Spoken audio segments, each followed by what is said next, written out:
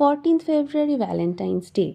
ওই উইকটাকে সেলিব্রেট করা হয় অ্যাজ ভ্যালেন্টাইন্স উইক। আর ফেব্রুয়ারি মাসটাকে অনেকেই বলে ভ্যালেন্টাইন্স মান্থ।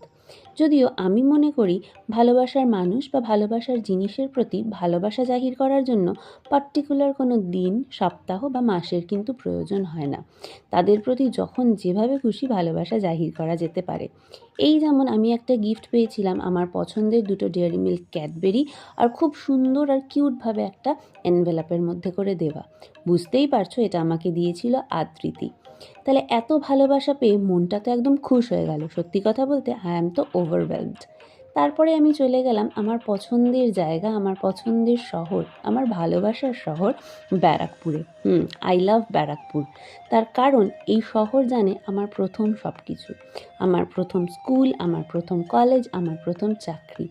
সো আদৃতির থেকে এত ভালোবাসা পেয়ে মনটা এত খুশিতে ভরে গেছিলো, সেটাকে তো সেলিব্রেট করতেই হবে। আর খাবারের প্রতি আমার ভালোবাসা সে তো যেন জন্ম থেকেই।